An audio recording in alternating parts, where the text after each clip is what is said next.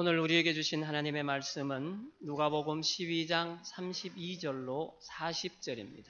누가복음 12장 32절로 40절.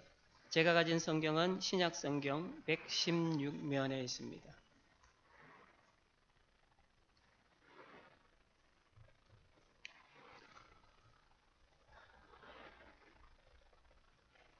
제가 봉독해 드리겠습니다. 적은 무리여 무서워 말라. 너희 아버지께서 그 나라를 너희에게 주시기를 기뻐하시느니라. 너희 소유를 팔아 구제하여 낡아지지 아니하는 배낭을 만들라. 곧 하늘에 둔 바 다함이 없는 보물이는 거기는 도둑도 가까이 하는 일이 없고 좀도 먹는 일이 없느니라. 너희 보물 있는 곳에는 너희 마음도 있느니라. 허리에 띠를 띠고 등불을 켜고 서 있으라. 너희는 마치 그 주인이 혼인집에서 돌아와 문을 두드리면 곧 열어주려고 기다리는 사람과 같이 되라. 주인이 와서 깨어있는 것을 보면 그 종들은 복이 있으리로다. 내가 진실로 너희에게 이르노니 주인이 띠를 띠고 그 종들을 자리에 앉히고 나와 수종들리라. 주인이 혹 이경에나 혹 삼경에 이르러서도 종들이 그같이 하고 있는 것을 보면 그 종들은 복이 있으리로다. 너희도 아는 바니 집주인이 만일 도둑이 어느 때에 이를 줄 알았더라면 그 집이 뚫지 못하게 하였으리라. 그러므로 너희도 준비하고 있으라. 생각하지 않은 때에 인자가 오시리라 하시니라. 아멘. 오늘이 하나님께서 여러분들에게 복으로 주신 최고의 한날이 되기를 소망합니다. 평생교육이라는 용어가 있습니다. 사회 구성원이 태어났을 때부터 죽을 때까지 이루어지는 전 생애에 걸쳐서 이루어지는 교육 활동을 평생교육이라고 합니다. 한 사회 구성원이 유치원에서부터 대학을 졸업할 때까지 받는 교육에만 국한되는 것이 아니라 가정에서 받는 교육, 사회 곳곳에서 받는 교육, 유년기부터 노년기까지 평생에 걸쳐서 교육은 계속해서 이루어져야 한다라는 뜻을 담고 시작한 교육입니다. 교육이 이루어지기 위해서는 세 가지가 꼭 필요합니다. 첫째는 선생님이 계셔야 되고, 둘째는 학생이 있어야 되고, 또한 세 번째는 무엇을 가르칠 것인가 하는 내용이 있어야 합니다. 만약에 제가 여러분들에게 성경을 가르친다면 저는 선생, 교사의 신분으로 여러분들을 가르칠 것이고, 여러분들은 제게 학생, 제자의 신분으로 성경을 배울 것이며, 그 교재는 물론 성경이 될 것입니다. 제가 여러분들이 제 학생으로 들어온다면 저는 숙제를 내드릴 겁니다. 이번 주간에 다음에 오실 때까지 이 부분은 읽어오세요. 또 이 부분은 삶에서 한 번쯤은 실천해 보고 오세요. 이렇게 숙제를 내어드리면 대부분의 분들은 해갖고 오시죠. 만약에 숙제를 하지 않으면 어떻게 될까요? 앞에 있는 다른 학생들과 함께 진도를 나갈 수가 없습니다. 내가 도태될 수밖에 없습니다. 나는 열외로 빠져야 합니다. 제자라면은 당연하게 선생님, 스승님께서 하라고 명하신 것들을 실천해야 합니다. 제가 필리핀에 가서 공부를 하기 위해서 가서 4년을 살다가 왔습니다. 처음에 갔는데요. 제가 할 수 있는 단어를 다 손꼽아 보니까 한 10개 정도 되는 것 같아요. 그래서 대학을 다니는 선생님, 대학원을 다니는 선생님을 가외 선생님으로 모시고 가외를 받습니다. 경상도의 억양, 경상도의 혀 때문에 안 그래도 발음이 이상한데 가서 영어 발음을 하려니까 더 안 되는 겁니다. 한국인이 힘들어하는 발음들이 몇 가지 있습니다. 그런데 수업을 시작했는데 계속해서 될 때까지 하라는 겁니다. 한 번, 두 번, 세 번 계속 합니다. 자꾸 시간이 지나니까요. 짜증이 나기 시작합니다. 배꼽 밑에서 났던 짜증이 올라와서 여기까지 나왔습니다.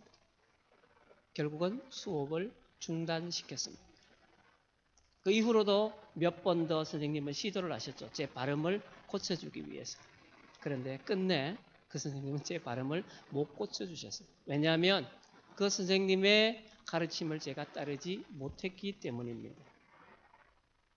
우리가 누군가에게 배우기 원한다면 그 선생님이 어떤 것을 가르치시든 간에 나는 따라야 합니다. 순종해야 합니다. 오늘 본문은 예수님께서 제자들에게 깨어서 준비하고 있으라라고 말씀하고 있습니다. 깨어 있어서 준비하고 있어라. 그러면서 예수님은 제자들에게 몇 가지 행해야 할 것들을 말씀하고 있습니다. 첫 번째가 바로 삶에서 우선순위를 정해야 한다는 것입니다. 오늘 본문에 바로 앞부분에 쭉 읽어보시면 너희들의 목숨과 몸을 위하여 무엇을 먹을까 무엇을 입을까 염려하지 말고 하나님께서 공급해 주시는 것으로 그것을 기대하며 그것으로 살아라 라고 예수님은 말씀합니다. 도대체 하나님께서 공급해 주시는 것이 무엇입니까?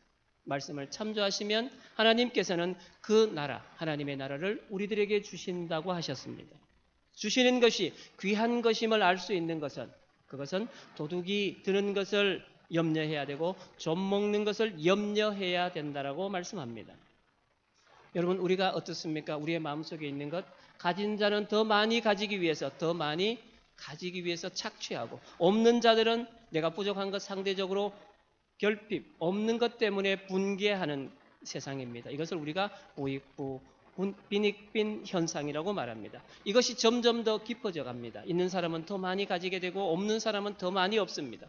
그런데 이러한 지금의 사회에서 너희들의 소유를 팔아서 구제하라, 너희들의 소유를 팔아서 가난한 자들에게 나누라라고 한다면 이것은 가진 자들에게는 충격일 수밖에 없습니다. 인간의 근본적인 욕심인 이 이기심과 물욕을 끊고 고통받는 이웃을 돌보라는 이 섬김의 정신은 오직 성령의 간섭하심과 감동하심으로만 생성될 수 있는 이 헌신입니다. 우리가 마음을 먹는다고 되는 것이 아니라 성령께서 우리의 마음을 변화시켜야 된다는 것입니다. 이러한 헌신이 나타날 수 있는 조건은 우리의 마음이 어디에 있느냐에 달려 있습니다. 우리의 마음이 하나님께 달려 있느냐, 세상에 달려 있느냐에 따라 그것이 드러날 수 있습니다. 마음이라는 것은 사람의 생활의 모든 측면, 느끼고 생각하고 바라고 헌신하며 결심하며 행동하는 모든 것이 일어나도록 하는 그 동기입니다. 이것은 바로 모든 말과 행동의 시작과 끝이 되는 것이 바로 마음입니다. 그래서 마음은 곧 전인격이다라고 얘기를 합니다. 인간은 살아가면서 물질과 뗄래야 뗄 수 없는 관계를 맺고 있습니다. 이건 누구나가 다 마찬가지입니다. 우리들에게 보물이라고 하는 것은 어떤 것입니까? 우리 생각에 가치가 있는 것을 귀중하게 여깁니다. 귀중하게 여기는 것을 우리가 보물이라고 할 수 있습니다. 우리의 마음이 우선 가는 것, 그것이 보물이 되는 것입니다. 우리가 만약 하늘에 있는 보물을 추구한다면 그 마음은 자기 자신을 돌아보기보다는 타인을 먼저 돌아보게 되고 자신의 재물을 팔아서 그들의 곤궁함을 채워주는 일을 하여 생명에 이르게 됩니다. 반면에 세상에 있는 보물에 관심을 기울인다면 타인보다는 자기 자신에게 집중해서 재물을 모으는 일에 애쓰며 결국 자기가 멸망에 이르게 될 것입니다. 어느 것을 선택할 것이냐? 결단코 쉬운 일은 아닙니다. 내가 목적하는 바, 내가 추구하는 바가 있기 때문에 그것에 정진하는 것이 바로 우리들의 마음입니다. 그것이 하늘에 있는 것이든 세상에 있는 것이든 내가 추구하고자 하는 것, 내 마음 중심에 있는 것을 따라서 행동하는 것이 우리의 모습입니다. 사람이라면 누구나 삶에서 우선순위를 정해야 합니다. 우리는 성도라고 지칭합니다. 우리들은 여기서 영생을 얻는 방법을 얻기 위해서 예수님을 찾아와서 질문하는 부자 청년과 삭개오 이야기를 반드시 기억해야 합니다. 부자 청년은 계명을 잘 지키고 열심히 종교 생활을 하는 반듯한 사람이었습니다. 그러나 재물을 팔아 가난한 자들에게 나누어 주고 예수님을 따르라는 명령에 재물이 많아서 근심하고 돌아갔다고 기록합니다. 반면에 삭개오는 그는 남들로부터 손가락질을 받는 죄인의 축에 끼는 사람이었지만 자기의 재산 절반을 나누어 주고 빼앗은 것은 4배로 갚겠다고 약속함으로 그의 정체성이 바뀌어버렸습니다. 여러분들이라면 어떤 선택을 하시겠습니까? 저는 감히 여러분들에게 권면합니다. 사랑하는 여러분들과 저는 삭개오처럼 하늘의 보물을 쌓는 귀중한 결단을 하는 주의 백성들이 되기를 소망합니다. 두 번째, 우리가 제자들이 마땅히 해야 할 일 두 번째는 미래를 준비하는 것입니다. 우리는 현재에 살고 있지만 미래를 보고 나아가는 자들입니다. 다가올 미래를 아는 것이 우리들에게 아주 중요합니다. 나는 어떤 곳에 가고 언제쯤 죽고 얼마나 살 수 있을까? 안다면 얼마나 좋겠습니까? 이렇게 미래를 아는 것도 중요하지만 그래서 어떻습니까? 우리에게 미래를 알려주는 사람이 있다면 우리가 그를 어떻게 봅니까? 신처럼 봅니다. 그런데 중요한 것은 그 미래를 알고 미래를 보는 것이 아니라 그 미래를 준비하는 데 있습니다. 우리의 미래를 누가 알 수 있습니까? 저와 여러분의 미래를 누가 알 수 있습니까? 바로 자신의 미래는 우리를 길을 예비하시고 우리를 인도하시는 하나님만이 아실 뿐입니다. 주님께서 우리의 미래를 준비하시고 우리를 인도하십니다. 그렇기 때문에 우리가 미래 때문에 내가 나중에 어떻게 될까 그것을 염려할 필요는 없습니다. 미래를 잘 알면 준비도 잘 할 것 같습니다. 그래서 아주 훌륭한 인생이 될 것 같습니다. 그러나 자세하게 알면 알수록 불필요한 두려움과 염려가 생길 가능성이 훨씬 많습니다. 예수님은 복음서 곳곳에서 우리에게 다가올 미래에 대해서 알려주셨습니다. 그러나 언제 누구에게 어떤 일이 일어날 것인지는 세세하게 말씀하지 않습니다. 다가올 미래를 아는 것이 중요하지 않고 어떤 마음으로 그것을 받아들이는가가 더 중요하기 때문입니다. 어떤 미래가 다가왔을 때 나는 어떻게 대처할 것인가, 어떤 것을 선택할 것인가가 더 중요하기 때문입니다. 오늘 본문 33절을 풀어 해석하면 하나님을 신뢰하고 그분의 나라에 소망을 두는 사람들인 제자들, 저와 여러분도 여기에 속합니다. 우리들은 자신들이 가지고 있는 지상의 재물에 대한 새로운 태도와 가치관을 가져야 한다라고 말합니다. 평생을 나를 위해서 우리 가족을 위해서 모았는데 성경에서 말하는 새로운 태도와 가치관을 갖는 것은 바로 그 재물을 내가 평생토록 아웅다웅 재물을 팔아서 자선을 베풀라고 하는 것입니다. 다른 사람과 함께 나눌 때 여러분들의 마음은 어떻습니까? 성경이 말하는 것은 구별하거나 인색하지 말고 하나님께서 기회를 주실 때마다 형편이 되는 대로 계속해서 구제를 베풀어라 이렇게 말씀합니다. 이것이 바로 하나님 나라를 추구하는 성도된 자, 믿음의 자녀들의 삶의 모습입니다. 우리가 몇 주간 광고를 해서 선교 물품을 모았습니다. 헌옷도 모으고 가방도 모으고 신발도 모았습니다. 열심히 가방에 포장을 해서 4가방을 필리핀으로 보냈습니다. 다른 교회 단기 선교팀에 부탁해서 보냈습니다. 제가 부탁한 지 4일 만에 원로 목사님 댁에 그 물건이 도착을 했습니다. 도착하자마자 목사님이 전화를 주셨어요. 그 물건을 모으고 보내준 교회에 너무 감사하다. 그 말을 전해달라. 여러분, 우리에게 그것은 더 이상 사용이 필요하지 않은 그런 물건입니다. 그런데 우리가 남을 돕기 위해서, 남에게 나누기 위해서 우리가 조금씩 모았습니다.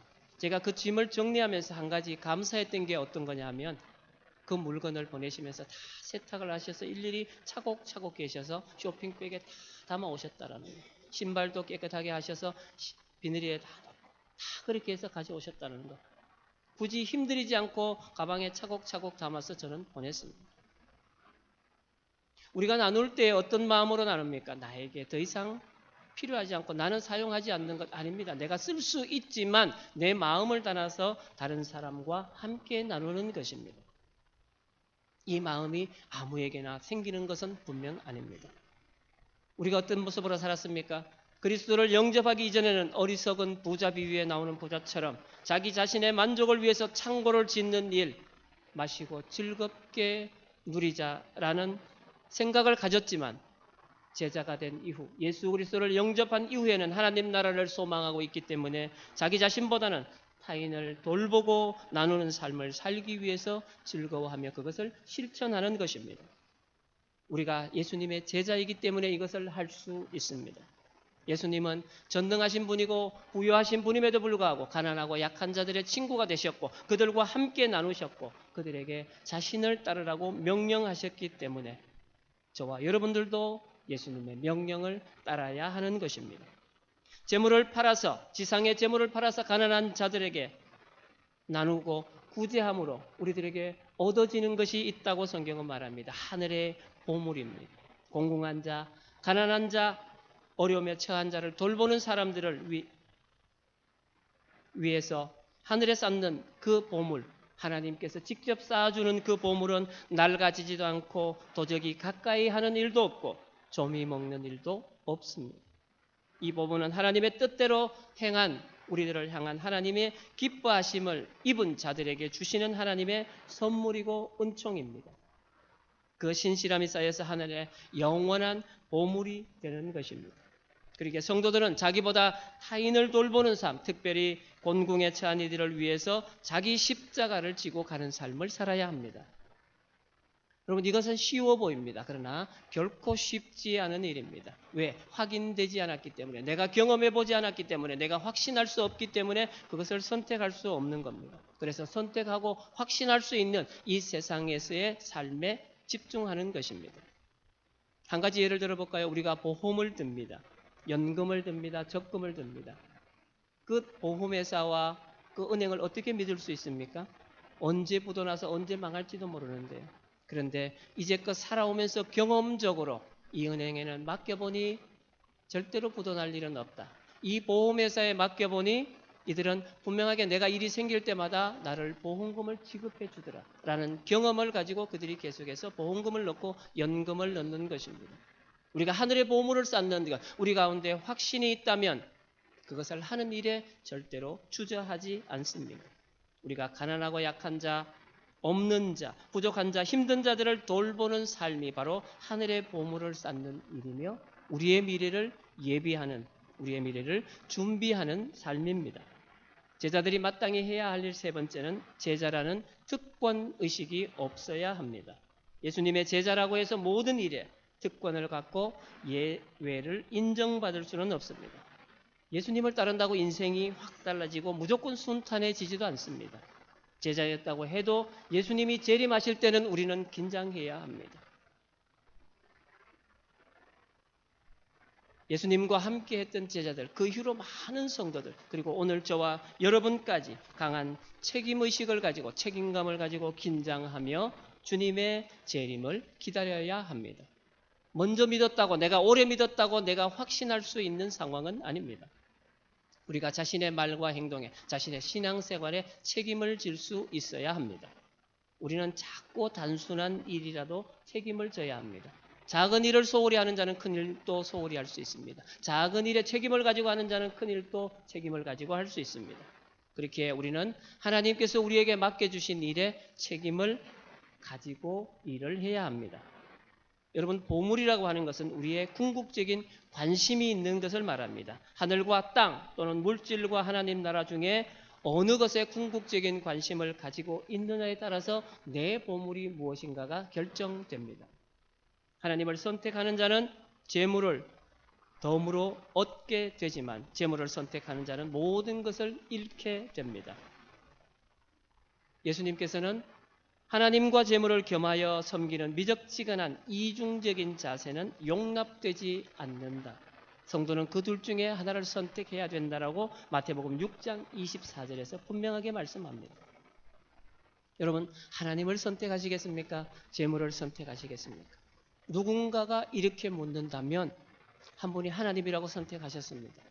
쉽지 않은 결정입니다. 이거. 어느 누구에도 목사라고 장로님이라고 권사님이라고 오랫동안 믿었다고 평생 믿었다고 결코 쉽지 않은 결정입니다. 이것은. 그러나 우리가 분명하게 알아야 될 것, 육체가 퇴색하고 쇠하여져서 끝내는 썩게 되는 것처럼 이 땅 위에 존재하는 피조물들이 한결같이 흙에서 왔다가 흙으로 돌아가게 마련입니다. 여러분, 천하보다 귀한 생명, 이것은 하나님을 바라보는 삶에서 얻어집니다. 우리가 천하보다 귀한 생명이 되기 위해서는 육신의 눈이 아니라 하나님의 눈으로 바라볼 수 있는 그러한 삶을 살아야 합니다. 그래야만이 우리가 온전한 하나님께서 주시는 영원한 생명, 천하보다 귀한 생명이 될 것입니다. 제자들이 마땅히 해야 할 일 네 번째, 스승의 기대치를 충족시켜야 합니다. 혼인집에서 돌아오는 주인은 종에게 기도하고 있는 것이 있습니다. 허리에 띠를 띠고 등불을 켜고 기다리는 것입니다. 종은 이 기대만 충족시켜 드리면 그때부터 주인은 오히려 종을 섬긴다고 합니다. 여러분 군대를 다녀오신 분들은 다 기억하실 겁니다. 저녁마다 2시간씩 돌아가면서 불침번을 섭니다. 불침번을 서면 어떻습니까? 그것을 즐거워하고 내가 다 할게 라고 하는 사람은 잘 없습니다. 제일 좋은 번호가 첫 번이나 끝번이죠. 제일 애매한 부분이 중간에 들어가 있는 번호. 그런데 누군가가 대신 내 불침번을 서준다면 어떻습니까? 그날은 감사한 일이죠. 내가 편안하게 깨지 않고 잘 수 있기 때문에. 그런데 누군가를 대신해서 그렇게 불침번을 서는 일은 4시간을 자지 못하고 수고해야 되는 일입니다. 여러분들이라면 어떤 선택을 하시겠습니까? 4시간을 서서 다른 사람을 위해서 헌신해 줄 수 있는 그러한 선택을 하실 수 있겠습니까?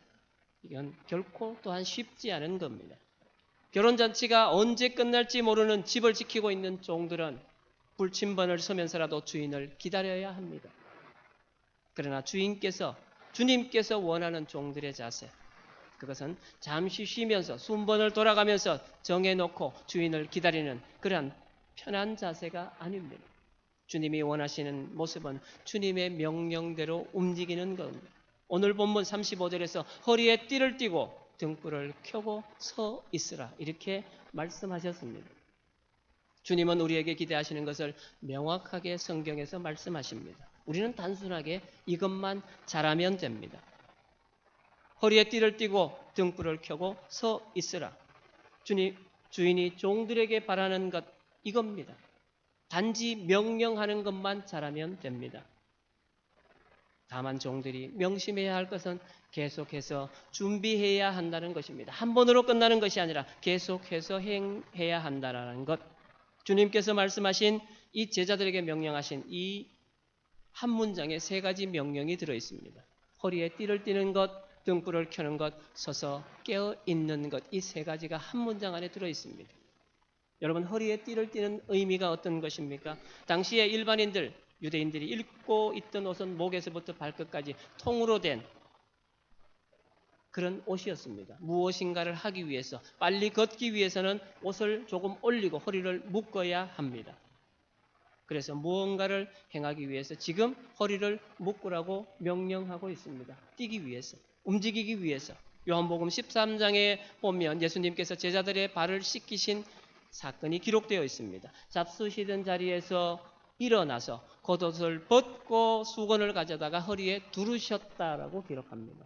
예수님께서도 그 일을 행하여 섬기는 일을 행하기 위하여 허리를 묶으셨습니다. 여러분 예전에는 잔치집에 가면 거의 대부분 친척들은 한복을 입으셨습니다. 한복을 입고 열심히 손님을 맞이하고 일할 때 되면 어떻습니까? 끈을 가져다가 치마를 동이고 허리를 질끈 묶습니다. 내가 움직이기 좋게, 다른 사람에게 서빙하기 위해서, 일을 하기 위해서 움직이기 좋게 그렇게 묶습니다. 제가 어릴 때만 해도 옷이 흔하지 않았습니다. 이번에 옷을 포장하면서 보니까 아직도 깨끗하고 오랫동안 입을 수 있는 옷들이 많습니다. 그때는 옷도 좋지 않지만 그 옷을 우리의 허리에 붙게 하는 고무줄 얼마나 약했습니까? 그래서 물려받은 옷이 이 고무줄이 늘어져서 자꾸 내려갑니다. 그러면 걸을 때마다 자꾸 올립니다. 그런데 운동의 날이 되고 달리기를 할 때 되면 어떻습니까? 어떤 친구는 그 고무줄을 바지를 잡고 이렇게 접어서 잡고 한 손으로만 뜁니다. 어떤 친구들은 노끈을 구해와서 그 바지를 다시 한번 묶고 뜁니다. 우리가 뭔가를 하기 위해서는 내가 단도리를 해야 되는 겁니다. 지금 주님께서 종들에게 말씀하시는 그 단도리가 바로 허리를 묶으라는 것입니다. 두 번째는 바로 등불을 켜는 것입니다. 어두운 것을 밝히기 위해서 불을 켜는 것을 말하는데 등불을 밝힌다는 것은 내 집을 방문한 손님이거나 방문했다가 돌아가는 사람들을 배려하기 위한 것입니다. 나를 위한 것이 아니라 다른 사람을 섬기기 위한 것입니다. 이것은 손님에 대한 정중한 예의를 갖추는 것입니다. 어두운 동안에도 활동할 수 있도록 준비가 되어 있어야 한다는 것입니다. 항상 준비하고 있으라는 말입니다. 우리나라에는 지금요, 밤에 나가보시면 환한 대낮과 같습니다. 불화시가 없어도 등불이 없어도 뭐가 없어도 어디든지 다 다닐 수 있습니다. 그런데 선교지를 가면요, 어쩌다가 방문하는데 중간에 차가 고장나거나 막혀서 가야 될 선교지에 저녁 해가 떨어지는 순간에 방문할 때가 있습니다. 그러면 어떻습니까? 깜깜해서 길도 보이지 않습니다. 겨우 교회를 방문할 가정을 찾아서 갑니다. 그곳에서의 볼일을 마치고 돌아 나오는데 길을 찾지 못합니다. 그때 그곳에 계신 성도님들이 자신이 가진 후레쉬로 우리의 길을 비춰줍니다. 우리들을 섬겨줍니다. 이것이 바로 등불을 밝혀야 하는 이유가 되는 것입니다. 세 번째는 서 있으라고 말합니다. 서 있다는 것이 어떤 의미입니까? 주인의 앞이나 옆에 서서 주인이 명령하는 것을 속히 듣고 시행하기 위해서 대기하는 것을 말합니다. 명령을 기다리는 자는 항상 서 있어야 합니다. 그래야 들을 수 있습니다. 준비되어 있는 자가 언제든지 움직일 수 있는 상태이기 때문에 그렇습니다. 우리가 TV를 보면 어떻습니까? 대통령 옆에는 항상 보좌관들이 서서 대통령이 하시는 말씀을 듣고 시행하기 위해서 늘 서 있습니다. 비서들 역시 마찬가지 일을 하게 됩니다. 종들은 그렇게 서 있어야 합니다. 주인이 어떤 말을 할지, 어떤 행동을 지시할지를 알아야 되기 때문입니다. 주님의 이 세 가지 명령은 두 가지를 하면서 계속해서 기다리는 사람이 되라는 것입니다. 허리를 묶고 등불을 들고 기다리라는 것입니다. 한 번 하고 끝날 것이 아니라 상황이 종료될 때까지 지속적으로 준비해야 합니다. 일주일 동안 진행되는 잔치집에서 주인이 언제 돌아올지 모릅니다. 그러기에 착하고 신실한 종은 주인이 언제 오실지 알지 못하지만 긴장하고 깨어 있어서 주인이 문을 두드릴 때 곧바로 열어줄 준비가 되어 있어야 합니다. 종의 지혜로움과 어리석음의 차이는 간단합니다. 주인이 오는 것을 어떻게 준비하느냐에 달려 있습니다. 성도의 지혜로움과 어리석음 역시 마찬가지입니다. 그리스도의 임박한 재림에 대해서 언제 어떻게 준비하며 사느냐에 달려 있습니다. 주님은 도적같이 호련히 오신다고 말씀하셨습니다. 데살로니가전서 5장 2절에서 주의 날이 밤에 도둑같이 이룰 줄을 너희들이 알기 때문에 너희들은 늘 깨어 있어서 대비하는 삶을 살아야 한다라고 말씀하고 있습니다. 요한계시록 3장 20절에 보면 볼지어다 내가 문 밖에 서서 두드리노니 누구든지 내 음성을 듣고 문을 열면 내가 그에게로 들어가 그와 더불어 먹고 그는 나와 더불어 먹으리라. 주님께서 우리를 찾아오셨습니다. 우리가 깨어 있다면, 우리가 기다리고 있다면 주님께서 두드리시고 우리를 부르시는 그 목소리를 듣고 예수님을 영접해서 함께 할 것입니다. 그러나 우리가 깨어 있지 못하고 잠들어 있다면 우리는 예수님께서 문을 두드리는 소리도 우리를 부르시는 소리도 듣지 못하고 그와 함께 할 수 없는 것입니다. 종은 주인이 올 때까지 깨어서 주인이 돌아오는 것을 기다려야 하고 성도는 주님께서 재림하실 때까지 깨어서 주님이 다시 오시는 것을 기다려야 합니다.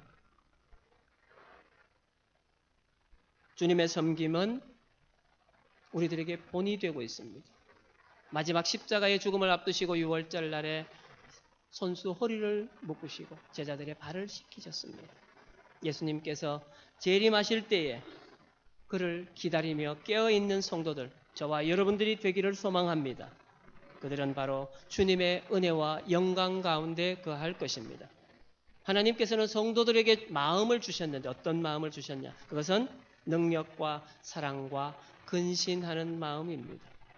사전적인 의미를 찾아보면 근신하다라는 것은 말이나 행동을 삼가고 조심하다라는 의미를 가지고 있습니다. 그러나 여기서 사용된 것은 자기 훈련을 통해서 늘 깨어 있는 것을 말합니다. 저는 사랑하는 성도님들이 날마다 자기를 부인하여 자기 뜻이 아니라 하나님의 뜻에 맞추려고 애쓰며 순종하는, 그래서 날마다 자기 십자가를 지고 살아가는 삶을 사시는 성도님들이 다 되시기를 소망합니다. 기도하겠습니다. 사랑의 하나님, 저희들을 죽음 가운데서 부르셔서 독생자 예수 그리스도를 통하여 구원의 은혜를 입게 하시고 자녀 삼아주시고 예수님의 제자 삼아주셔서 감사합니다. 오늘 저희들의 삶을 돌아보게 하시고 우리가 진정한 선택받은 제자로서의 삶을 살아왔는지 돌아보게 하시고 우리가 주님께서 원하는 진정한 제자가 될 수 있도록 인도하여 주시옵소서. 우리가 살아가는 세상에서 주님의 제자로서 삶의 우선순위를 정하게 하시고 우리들과 사랑하는 형제자매들의 미래를 준비하는 자가 되게 하시고 먼저 구원받았다고 자만하거나 게으르지 않고 항상 열심을 내는 초심을 가지게 하시고 주님의 기대치를 충족시키기 위해 항상 충성을 다하는 주님의 제자들이 되게 하시옵소서. 우리를 제자 삼으신 예수님의 이름으로 기도합니다. 아멘.